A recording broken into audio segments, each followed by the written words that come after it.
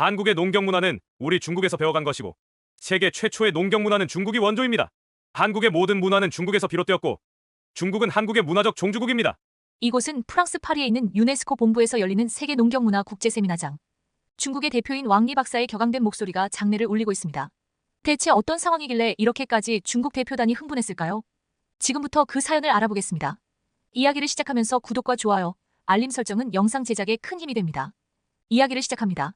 제 이름은 소피 듀랑입니다. 파리 소르본 대학교에서 학생들에게 동아시아의 고대 역사에 대해서 가르치고 있죠. 오늘은 유네스코 본부에서 열리는 세계 농경문화 국제 세미나의 첫날이었습니다. 파리의 거리는 이제 막 활기를 띠기 시작하고 있었습니다. 카페에서는 에스프레소 향이 퍼져나오고 빵집에서는 갓 구운 크루아상의 고소한 냄새가 코끝을 자극했습니다. 유네스코 본부에 도착한 저는 잠시 건물 앞에 서서 그 웅장한 모습을 감상했습니다. 전 세계의 문화와 교육, 과학을 아우르는 이곳에서 오늘 어떤 논의가 펼쳐질지 제 가슴은 기대감으로 부풀어 올랐습니다. 로비에 들어서자 세계 각국에서 온 학자들이 삼삼오오 모여 이야기를 나누고 있었습니다. 저는 몇몇 오랜 동료들과 인사를 나누며 회의장으로 향했습니다. 회의장 입구에서 저는 잠시 걸음을 멈추고 깊은 숨을 들이마셨습니다. 회의장 안으로 들어서는 순간 저는 이 세미나가 단순한 학술 토론을 넘어 무언가 더 큰 의미를 가질 것이라는 예감을 느꼈습니다. 그것이 정확히 무엇인지는 아직 알 수 없었지만 오늘의 세미나가 역사와 문화에 대한 우리의 이해를 크게 변화시킬 수 있는 중요한 순간이 될 것이라는 확신이 들었습니다. 회의장에 들어서자 긴장감 넘치는 분위기가 저를 감쌌습니다. 세계 각국에서 모인 석학들의 열기가 느껴졌습니다. 저는 앞줄 중앙에 자리를 잡고 앉았습니다. 유네스코 사무총장의 개회사 후 중국 대표단의 리더인 왕리 박사가 단상에 올랐습니다. 그의 눈빛에서 자신감이 넘쳐 흘렀습니다. 존경하는 동료 여러분, 오늘 저는 쌀 농사의 진정한 기원에 대해 말씀드리고자 합니다. 왕 박사는 중국 양쯔강 유역에서 발견된 9,000년 전 벽시 화석에 대해 설명했습니다. 이 증거는 중국이 세계 최초로 벼 재배를 시작했다는 것을 명확히 보여줍니다. 우리의 연구에 따르면 이 지역에서 시작된 벼 재배 기술이 점차 동아시아 전역으로 퍼져나갔습니다.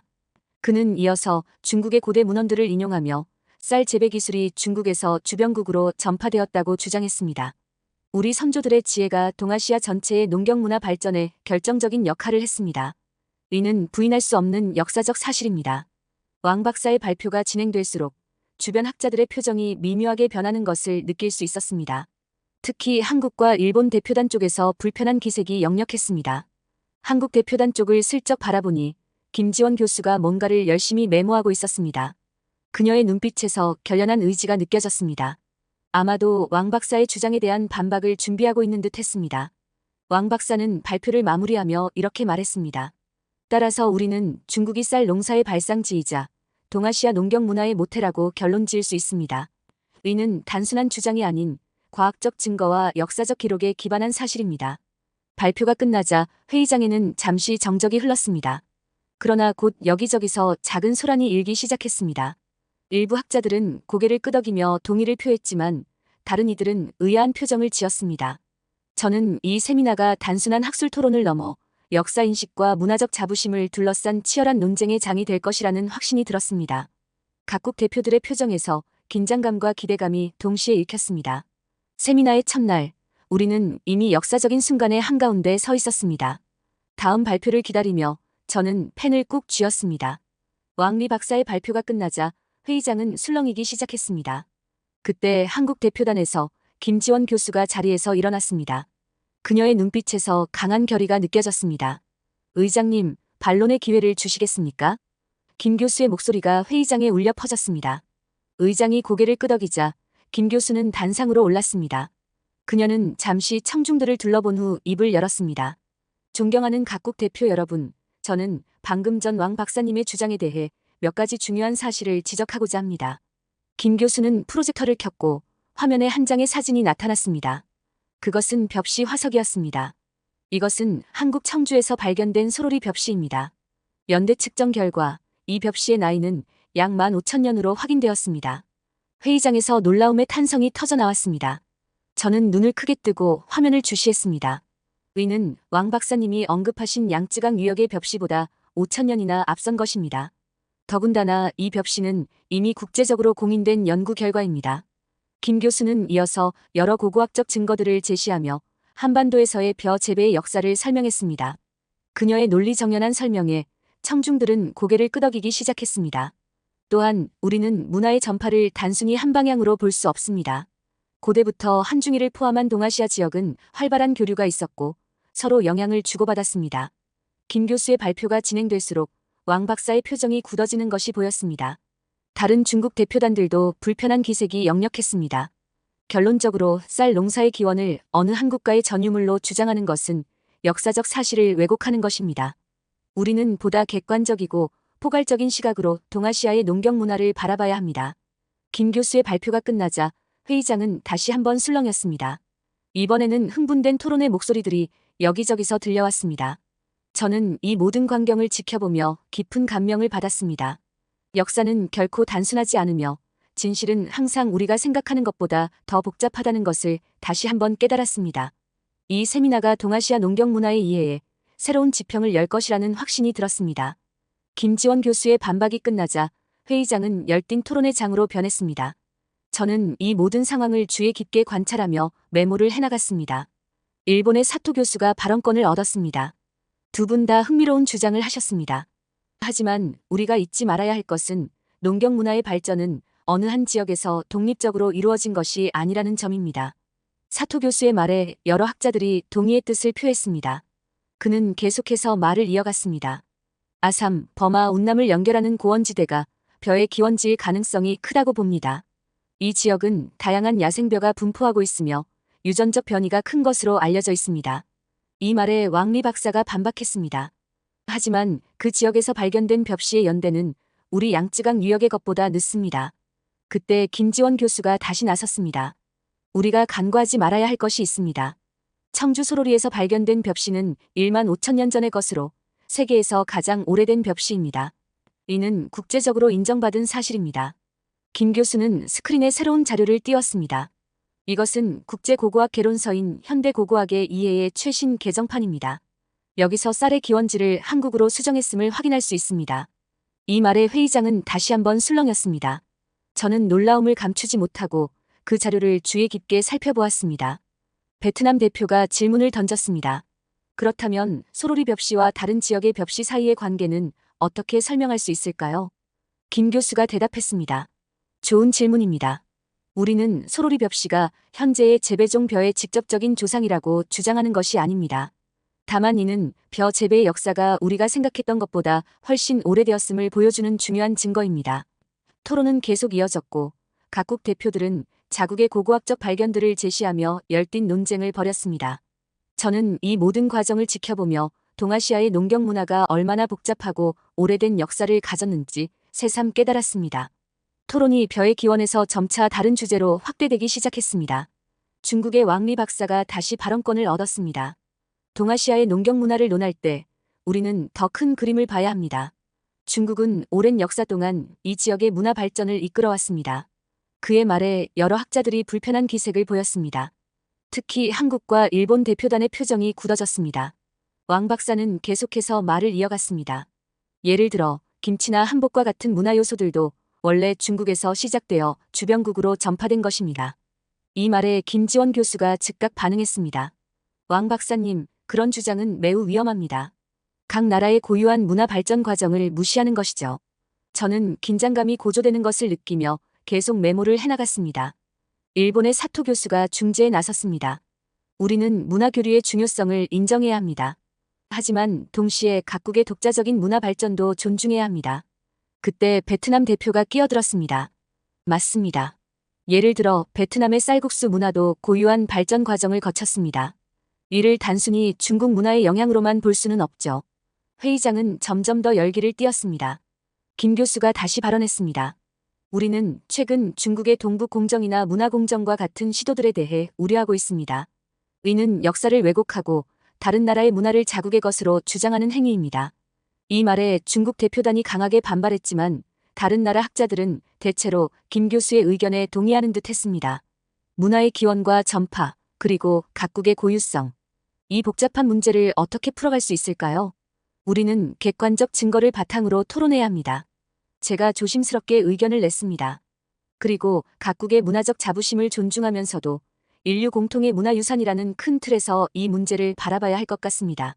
제 말에 여러 학자들이 동의의 뜻을 표했습니다. 하지만 논쟁은 쉽게 가라앉지 않았습니다. 이 세미나가 단순한 학술 토론을 넘어 동아시아의 역사와 문화인식을 새롭게 정립하는 중요한 계기가 될 것이라는 확신이 들었습니다. 논쟁이 더욱 격화되는 가운데 한국의 박성훈 교수가 발언권을 얻었습니다. 그의 표정이 무거워 보였습니다. 동료 여러분, 우리는 지금 단순한 학술 토론을 넘어선 중요한 문제에 직면해 있습니다. 중국의 동북 공정에 대해 좀 더 자세히 말씀드리고 싶습니다. 회의장이 조용해졌습니다. 저는 귀를 기울여 주에 깊게 들었습니다. 동북 공정은 2002년부터 2007년까지 중국에서 진행된 역사 연구 프로젝트입니다. 그러나 이는 단순한 연구가 아닙니다. 고조선, 고구려, 발해 등 한반도와 관련된 고대 국가들을 중국의 지방 정권으로 해석하려는 시도입니다. 중국 대표단이 불편한 기색을 보였지만 박 교수는 계속 말을 이어갔습니다. 이는 역사적 사실을 왜곡하고 주변국의 문화유산을 자국의 것으로 편입하려는 시도입니다. 이는 학문적 윤리에 어긋날 뿐만 아니라 현대의 국제관계에도 부정적인 영향을 미칩니다. 왕리 박사가 반박하려 했지만 의장이 제지했습니다. 박 교수는 계속해서 동북 공정의 구체적인 사례들을 제시했습니다. 고구려 벽화의 해석, 고대 문헌의 왜곡된 번역 등 여러 증거들이 제시되었습니다. 저는 이 모든 정보를 받아들이며 깊은 고민에 빠졌습니다. 역사 연구가 정치적 목적으로 이용되는 것의 위험성을 실감했습니다. 발표가 끝나자 회의장은 술렁였습니다. 여러 나라의 학자들이 각자의 의견을 내놓기 시작했습니다. 일본의 사토 교수가 말했습니다. 이는 매우 심각한 문제입니다. 역사 연구는 객관성과 진실성을 바탕으로 해야 합니다. 베트남 대표도 동의했습니다. 우리도 비슷한 경험이 있습니다. 각국의 역사와 문화의 고유성을 인정하는 것이 중요합니다. 저는 용기를 내어 의견을 제시했습니다. 우리는 이런 문제를 어떻게 해결할 수 있을까요? 국제적인 학술 기준을 마련하고 서로의 연구를 검증하는 시스템이 필요하지 않을까요? 제 제안에 많은 학자들이 동의했습니다. 그러나 중국 대표단은 여전히 불편한 기색을 감추지 못했습니다. 이 토론을 통해 저는 역사 연구의 중요성과 그 책임의 무게를 다시 한번 깨달았습니다. 동북 공정에 대한 토론이 일단락되자 한국의 이미경 교수가 손을 들었습니다. 그녀의 눈빛에서 결연한 의지가 느껴졌습니다. 여러분, 우리는 또 다른 심각한 문제에 직면해 있습니다. 바로 중국의 문화 공정입니다. 저는 귀를 쫑긋 세우고 이미경 교수의 발언에 집중했습니다. 최근 중국은 김치, 한복 등 한국의 전통 문화를 자국의 문화유산이라고 주장하고 있습니다. 이는 단순한 문화 전유를 넘어선 체계적인 문화 침탈 시도입니다. 이 말에 중국 대표단이 즉각 반발했습니다. 왕리 박사가 목소리를 높였습니다. 그것은 오해입니다. 우리는 단지 동아시아의 공통된 문화유산을 이야기하는 것뿐입니다. 그러나 이미경 교수는 물러서지 않았습니다. 김치는 2013년 유네스코 인류 무형문화유산으로 등재되었고 한복은 오랜 세월 한국의 고유한 정체성을 나타내는 상징이었습니다. 이를 중국 문화라고 주장하는 것은 명백한 역사 왜곡입니다. 회의장은 다시 한번 술렁이기 시작했습니다. 저는 이 논쟁이 단순한 학술적 차원을 넘어서고 있음을 실감했습니다. 일본의 다나카 교수가 발언했습니다. 우리도 비슷한 경험이 있습니다. 문화의 고유성과 보편성 사이의 균형을 어떻게 잡을 것인가가 중요한 문제로 보입니다. 베트남 대표도 의견을 더했습니다. 문화는 교류와 영향을 주고받으며 발전합니다. 그러나 각국의 고유한 발전 과정과 특성을 인정하는 것이 중요합니다. 저는 생각에 잠겼다가 조심스럽게 의견을 냈습니다. 문화의 기원과 발전 과정을 연구할 때 우리는 더욱 세심하고 객관적인 접근이 필요할 것 같습니다. 또한 현대의 국제관계에서 문화의 역할과 영향력을 고려해야 합니다.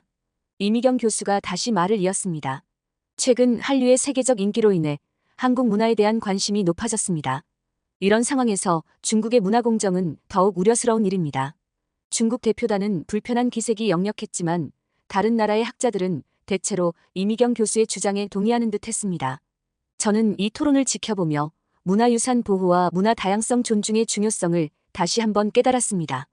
동시에 이런 민감한 문제를 다룰 때 필요한 외교적 기술과 상호 존중의 자세에 대해서도 생각해보게 되었습니다.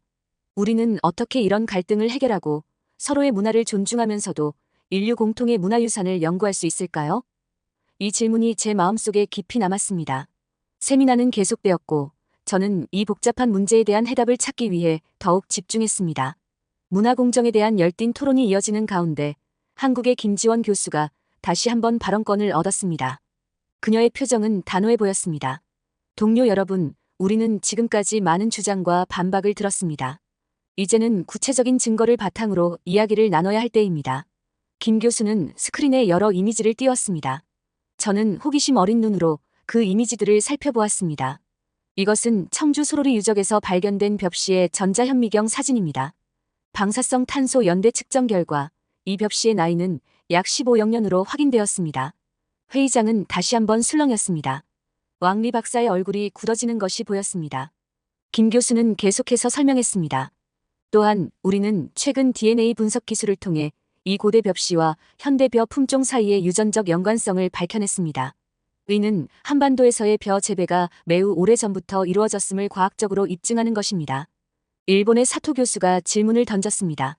그렇다면 이 벽시와 다른 지역의 벽시 사이의 관계는 어떻게 설명할 수 있을까요? 좋은 질문입니다. 우리의 연구 결과 소로리 벽시는 현재 재배되는 벼의 직접적인 조상은 아닙니다. 그러나 이는 벼 재배의 역사가 우리가 생각했던 것보다 훨씬 오래되었음을 보여주는 중요한 증거입니다. 저는 이 설명을 듣고 깊은 인상을 받았습니다. 과학적 증거의 힘이 역사 해석에 얼마나 큰 영향을 미치는지 다시 한번 실감했습니다. 베트남 대표가 손을 들었습니다. 우리도 최근 메콩 델타 지역에서 고대 농경 유적을 발견했습니다. 이는 동남아시아에서의 독자적인 벼 재배 발전을 보여주는 증거입니다. 이어서 중국의 리 교수가 발언했습니다. 양쯔강 유역의 발견물도 여전히 중요합니다. 우리는 이 모든 증거들을 종합적으로 검토해야 합니다. 저는 이 모든 정보를 받아들이며 생각에 잠겼습니다. 우리가 새로운 증거들을 발견할수록 동아시아의 농경 문화가 얼마나 복잡하고 다양한 경로로 발전해 왔는지 알 수 있군요. 어쩌면 우리는 단일 기원이 아닌 다중 기원의 가능성을 고려해야 할지도 모릅니다. 제 말에 여러 학자들이 동의의 뜻을 표했습니다. 이 토론을 통해 우리는 역사 연구에 있어 객관적 증거의 중요성과 함께 열린 마음으로 다양한 가능성을 고려해야 한다는 것을 깨달았습니다. 회의장을 둘러보니 학자들의 표정이 조금씩 변하고 있었습니다. 처음에 대립적인 분위기가 조금씩 협력적인 분위기로 바뀌고 있는 것 같았습니다. 이제 우리는 진정한 학문적 토론의 장으로 한 걸음 더 나아가고 있었습니다. 토론이 한창 진행되는 동안 저는 문득 회의장 밖의 반응이 궁금해졌습니다. 잠시 휴식 시간을 이용해 스마트폰을 확인해 보니 우리의 세미나가 전 세계적인 관심을 받고 있다는 사실을 알게 되었습니다. 여러분, 제가 목소리를 높여 말했습니다. 우리의 토론이 지금 실시간으로 세계에 중계되고 있습니다. SNS에서는 이스트 에이전 오러진즈라는 해시태그가 트렌드에 올랐더군요. 이 말에 회의장의 분위기가 달라졌습니다. 모두가 자신들의 발언이 단순히 학술적 토론을 넘어 전 세계인의 관심사가 되었다는 사실을 인식한 듯 했습니다. 일본의 사토 교수가 말했습니다. 이는 우리의 책임이 더욱 막중해졌다는 뜻이겠죠. 우리의 토론이 국제사회의 인식에 영향을 미칠 수 있습니다. 그의 말에 동의하며 저는 태블릿을 통해 실시간 반응들을 확인했습니다. 흥미롭군요. 미국의 한 역사학자가 우리의 토론을 지켜보며 동아시아 문화의 다양성과 복잡성에 대해 새롭게 인식하게 되었다고 합니다. 한국의 김지원 교수가 덧붙였습니다. 또한 이번 기회에 청주 소로리 벽시의 중요성이 국제적으로 재조명되고 있어요. 세계 각국의 언론에서 관심을 보이고 있습니다. 중국의 왕리 박사도 자신의 태블릿을 확인하더니 말했습니다. 중국 내에서도 다양한 의견이 나오고 있군요. 일부 학자들은 우리의 기존 입장을 재고해야 한다고 주장하고 있습니다. 저는 이 상황이 우리의 토론에 새로운 차원을 더했다고 생각했습니다. 이제 우리의 논의는 단순히 학술적인 것을 넘어 국제사회의 문화인식에 직접적인 영향을 미치고 있습니다. 우리는 더욱 신중하고 책임감 있게 접근해야 할 것 같습니다. 베트남 대표가 의견을 냈습니다. 이번 기회에 동아시아의 다양한 문화유산을 세계에 알릴 수 있을 것 같습니다. 우리 각국의 고유한 문화적 가치를 인정하면서도 서로 어떻게 영향을 주고받았는지 보여줄 수 있겠죠. 그의 말에 여러 학자들이 동의했습니다. 저 역시 고개를 끄덕이며 말했습니다. 세계의 관심이 우리 세미나에 쏠린 가운데 한국의 박민주 교수가 새로운 주제를 제시했습니다. 동료 여러분, 우리가 논의하는 문화의 기원과 전파에 대해 현대적 관점에서 생각해 볼 필요가 있습니다. 특히 최근 세계적으로 주목받고 있는 한류 현상에 대해 이야기해 보고 싶습니다. 저는 호기심 어린 눈으로 박 교수를 바라보았습니다. 한류에 대해서는 들어본 적이 있었지만 이 자리에서 어떤 의미를 가질지 궁금했습니다. 박 교수는 계속해서 설명했습니다. K-팝, K-드라마, 그리고 최근에는 한국 영화까지 한국 문화 콘텐츠가 전 세계적으로 큰 인기를 얻고 있습니다. 이는 단순한 대중문화 현상을 넘어 한국의 전통 문화에 대한 관심으로 이어지고 있습니다. 중국의 왕리 박사가 눈살을 찌푸리며 말했습니다. 하지만 그것이 고대 문화의 기원과 무슨 관련이 있습니까? 박 교수는 미소를 지으며 대답했습니다. 현대 문화의 영향력은 과거의 문화를 바라보는 시각에도 영향을 미칩니다. 한류로 인해 한국 문화에 대한 세계적 관심이 높아지면서 한국의 전통 문화와 역사에 대한 연구도 활발해지고 있습니다. 저는 고개를 끄덕이며 생각에 잠겼습니다. 문화의 영향력이 시대를 넘나드는 현상은 참으로 흥미로웠습니다. 일본의 사토 교수가 의견을 냈습니다. 맞습니다. 실제로 한류의 영향으로 한국어를 배우는 외국인들이 늘어나고 한국의 전통 음식이나 의복에 대한 관심도 높아지고 있죠. 베트남 대표도 동의했습니다. 우리나라에서도 한국 드라마로 인해 한국의 역사와 문화에 대해 더 알고 싶어하는 젊은이들이 많아졌습니다. 저는 이 현상이 우리의 토론에 어떤 의미를 가질지 고민했습니다. 그렇다면 현대 문화의 힘이 과거 문화유산의 가치를 재조명하는 데 도움을 줄 수 있다는 말씀이군요.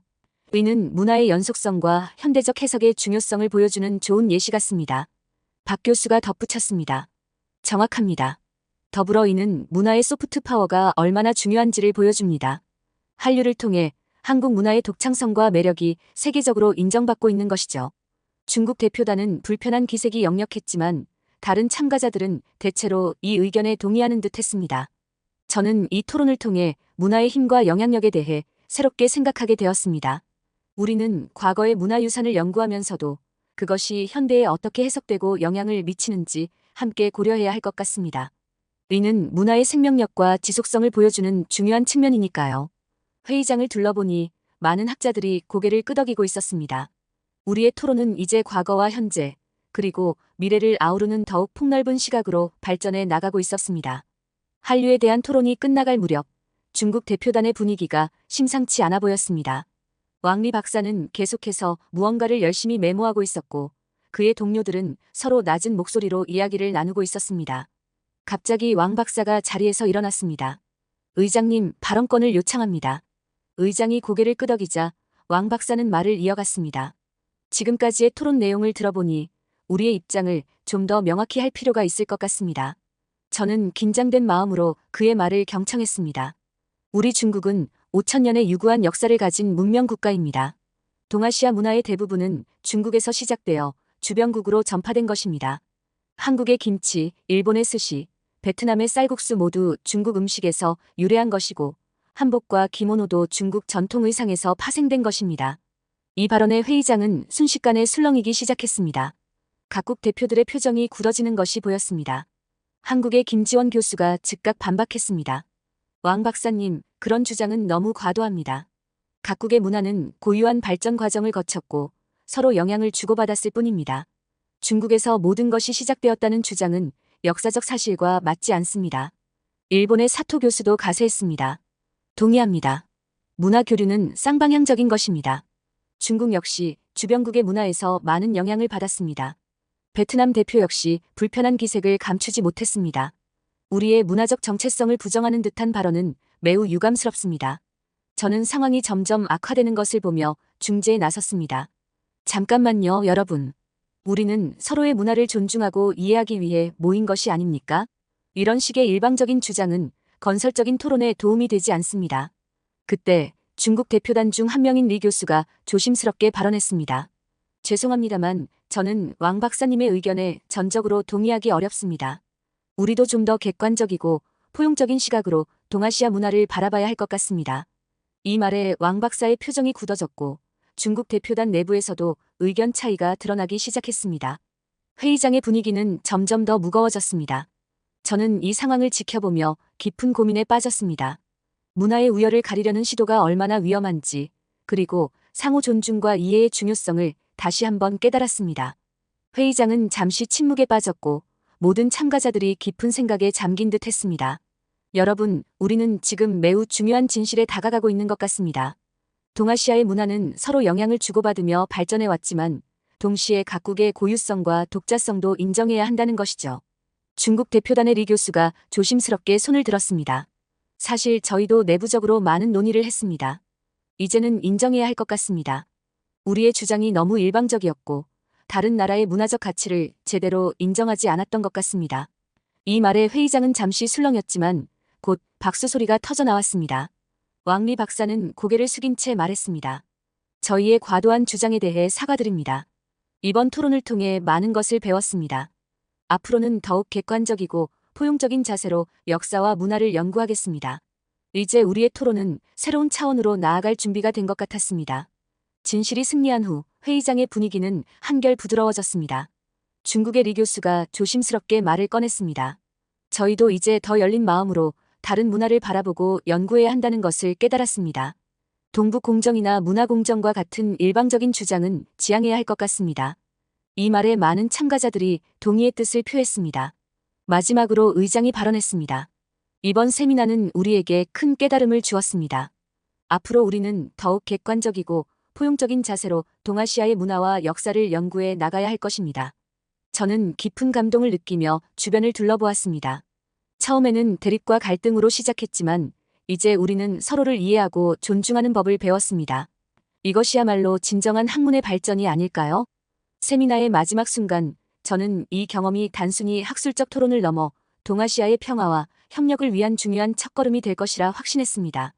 세미나가 끝나고 유네스코 본부를 나섰을 때 파리의 밤하늘은 이미 어둠에 젖어 있었습니다.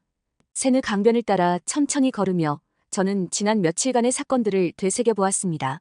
정말 놀라운 여정이었어요. 제 옆에서 김지원 교수가 말했습니다. 그녀와 다른 몇몇 참가자들이 저와 함께 산책을 나온 것입니다. 그렇습니다. 제가 대답했습니다. 우리는 단순히 학술적 논쟁을 넘어 문화와 역사를 바라보는 새로운 시각을 얻었습니다. 일본의 사토 교수가 끼어들었습니다. 15,000년의 역사, 정말 놀랍습니다. 한국의 유구한 역사의 깊이에 감탄을 하지 않을 수 없네요. 중국보다 무려 5,000년이나 앞선 문명이라니. 우리는 잠시 에펠탑 앞에 멈춰서서 그 웅장한 모습을 바라보았습니다. 불빛에 반짝이는 탑의 모습이 마치 우리가 얻은 새로운 통찰력처럼 빛나 보였습니다. 이번 경험이 앞으로 동아시아 문화 연구에 어떤 영향을 미칠까요? 제가 물었습니다. 중국의 리 교수가 대답했습니다. 우리는 더 객관적이고 포용적인 시각으로 연구를 진행해야 할 것 같습니다. 동북 공정이나 문화 공정과 같은 일방적인 주장은 지양하고 서로의 문화를 존중하는 자세가 필요할 것 같아요. 세느강의 잔잔한 물결 소리를 들으며 저는 이번 세미나가 가져온 변화에 대해 깊이 생각했습니다. 파리의 밤 공기가 차가워지기 시작했지만 우리의 마음은 따뜻했습니다.